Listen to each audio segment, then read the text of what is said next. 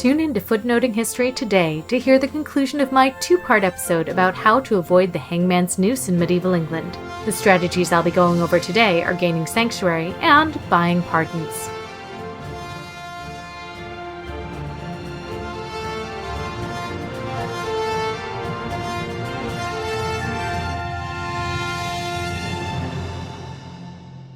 Hello and welcome to Footnoting History. I'm your host, Sam, and I'll be talking to you about how not to die in medieval England. In my last episode, I told you that people could avoid death by pretending to be a member of the clergy or by running away and becoming an outlaw. But what if you couldn't read and didn't want to embrace the precarious life on the run? Well, another and more palatable option, my personal favorite of the four, was to take sanctuary. The rules around sanctuary varied a little bit from place to place, but they existed throughout Western Christendom. And in the end, the idea of sanctuary was exported to Latin America, where these rules lasted into the 19th century. The basic idea here was that the Christian God was a merciful God, and that the church had the ability to absolve a person of any sin. The church should, therefore, also have the ability to protect faithful Christians, including by preserving their lives. And that is part of the reason why, throughout Europe, churches offered protection for people sentenced to death. There were always rules surrounding sanctuary. Those rules varied from realm to realm. They also changed over time.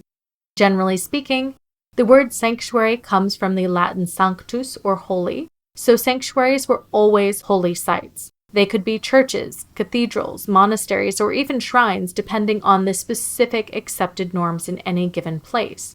The types of people who could claim sanctuary also varied in accordance with local norms, but they invariably included people who had been sentenced to death.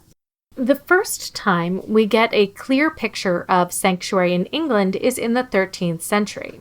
This is right around the time that the laws of felony were becoming more solidified and that the death penalty was starting to be assigned more routinely. In the earliest examples we can find, the rules of sanctuary centered on the parish church. You might wonder how somebody could get to a church, but I assure you it did happen from time to time. Some escaped to the church before they were even arrested or tried, but that wasn't the last chance. I've come across at least one instance in which a convict was accidentally on purpose led through a churchyard during a procession from the jail to the gallows, at which point he took to the church and was saved from the fate that would have awaited him otherwise. Anyone who was accused of a felony and who got to a church was allowed to stay there for 40 days. During this time, he or she could not be taken by the church authorities. The records, however, also dictate that once a felon had taken church, and that's how it appears in the records, it's taking church, the men of the parish and of the nearest 4 parishes were responsible for keeping watch over the church so that the suspect did not escape. If anyone did escape after taking sanctuary, those parishes could be fined for allowing the escape. After 40 days, the felon had 2 choices.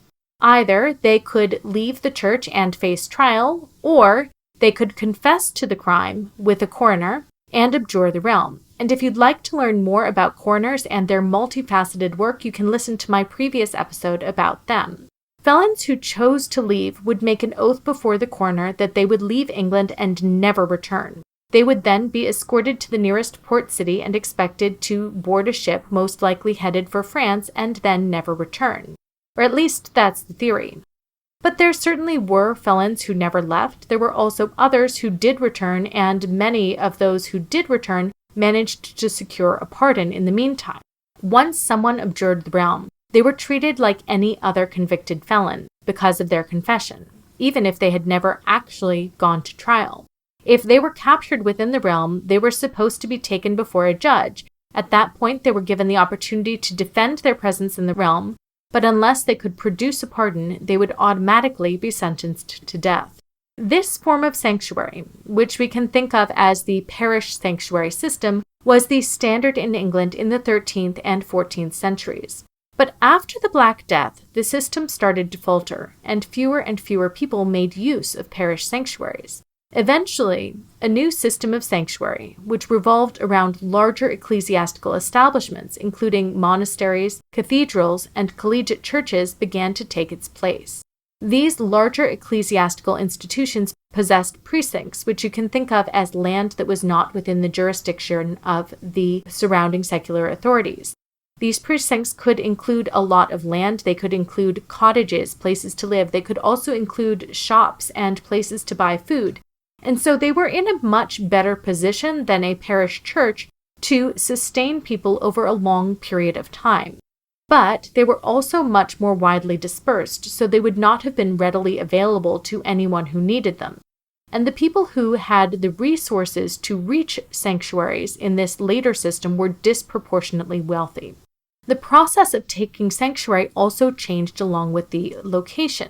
After the middle of the 14th century, a person who wanted to claim sanctuary would enter the central religious building, ring the bell, and make a confession to a member of the clergy. They would then swear to maintain good behavior and relinquish all of their weapons except for a knife, because knives were necessary to eat and carve meat, and so it was just accepted that everybody would have a knife. At that point, they would become a sanctuary man, or more rarely, a sanctuary woman. Once they gained the sanctuary in this way, the sanctuary man or sanctuary woman was not allowed to leave the boundaries of the precinct.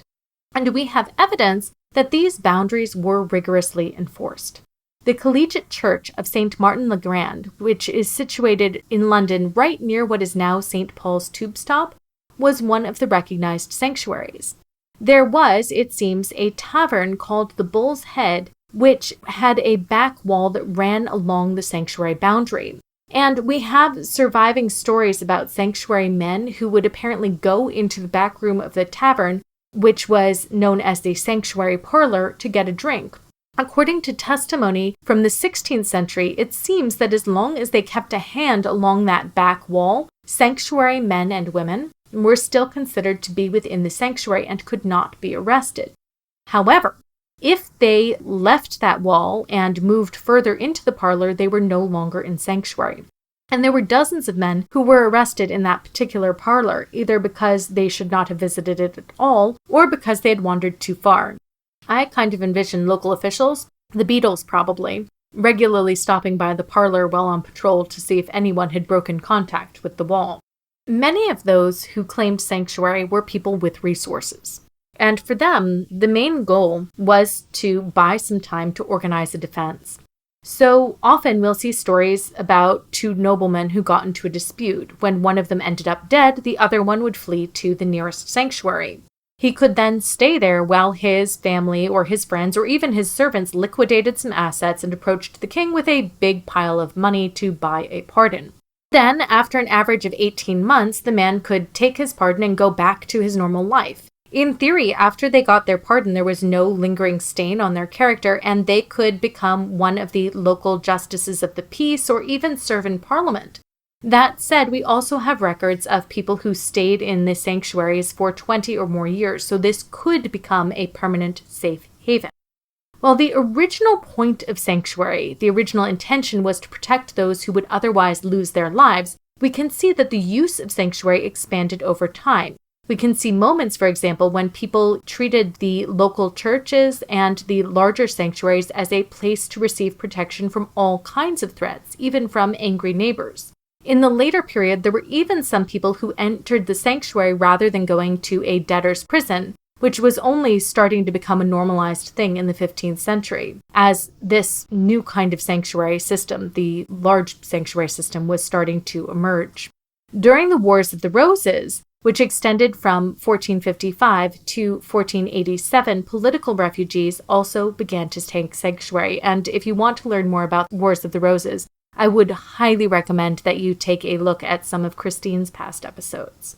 The most famous example of somebody taking sanctuary during the Wars of the Roses was Elizabeth Woodville, Edward IV's queen, who took sanctuary not once but twice. The first time when her husband was temporarily deposed, and again when her husband died. When Henry Tudor came to power in 1485, he actively encouraged the growth of sanctuary as a symbol of resistance to tyranny.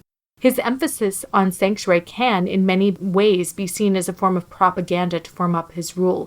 It's intended to create this contrast between the new king who encourages people to take sanctuary and be safe, and Richard III, who had been accused of trying to break sanctuary on multiple occasions. When Henry VIII dissolved the monasteries, however, the sanctuaries which were housed within them and this legal mechanism to buy time to build a defense disappeared. It appears that this loss was an unintentional one. In the 1540s, there was some legislation introduced that even tried to create a new secular form of sanctuary by setting up sanctuaries in 8 cities. These sanctuaries would effectively be the same as the monastic ones, but they would be an area where people could live until such a time as they could gain a pardon. The effort never really took off, though, in part because there weren't a lot of cities that were eager to host sanctuaries. So after 1540, sanctuary effectively disappeared from the English legal procedure, and it ended pretty abruptly.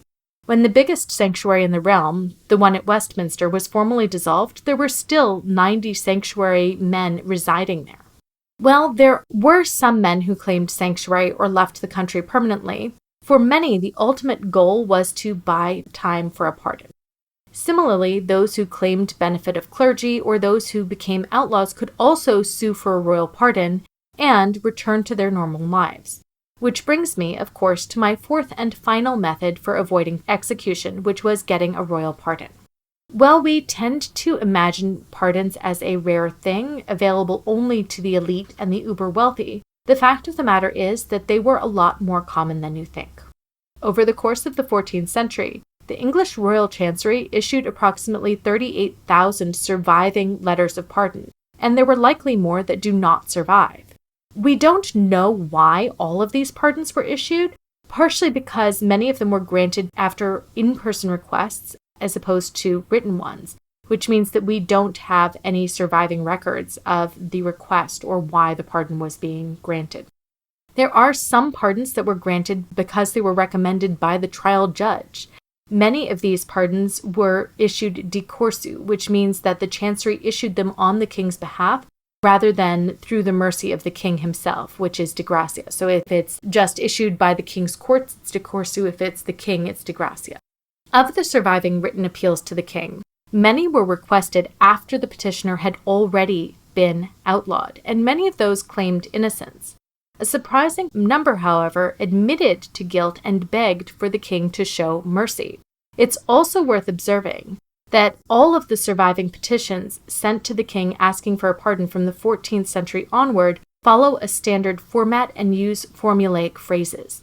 This level of consistency suggests that these petitions were drafted by hired lawyers whose expertise would have allowed people who did not have direct contact with the court to appeal for assistance. That said, the poor would not have been able to submit petitions which would have cost the lawyer's fee plus the fee charged by the royal court, which was 18 shillings and 4 pence, which is approximately the price of a good horse or 2 cows. So it's a very significant amount of money.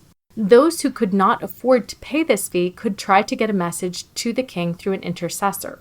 Famously, English queens often gained popularity by serving as an intercessor with their husbands to appeal for the good of the people. Often, the queen's appeals were theatrically staged, and they were designed to remind people of the Virgin Mary who would supposedly intervene on behalf of sinners on the Day of Judgment. Military commanders and high-ranking military officers could also serve as intercessors, which meant knowing the right people could constitute your get-out-of-jail-free card. All of this is designed as a giant PR stunt. The king can't just grant blanket pardons to everybody who asks, because if he does that, there will be total chaos, and the king's job is to ensure that justice is being done. But if he does it on account of his noble queen, who is soft-hearted and cares for the people, this makes both of them look better. On the whole, we get the impression that the king was happy to grant pardons to people who could afford to pay. Those who could afford to pay something, but not as much, might purchase fake pardons. But the process of counterfeiting pardons was itself a treasonable offense and could be punished by execution. The power to issue pardons could help make up for deficiencies in the law and in court procedure by allowing for mercy to be meted out. I would argue that mercy was, in fact, an intrinsic part of the law in medieval England. If you take one thing away from this podcast, I hope it will be, perhaps, that the Middle Ages were not quite as bloodthirsty and unforgiving a time as you might imagine. And on that note, I will be signing off once again. If you've enjoyed this episode and would like to support our podcast, check out our website, www.footnotinghistory.com, where you will find links to all of our episodes complete with bibliographies. And if you have a topic you want to hear about, let us know, and maybe one of us will be up for taking on the challenge. Until next time, remember that the best stories are always in the footnotes.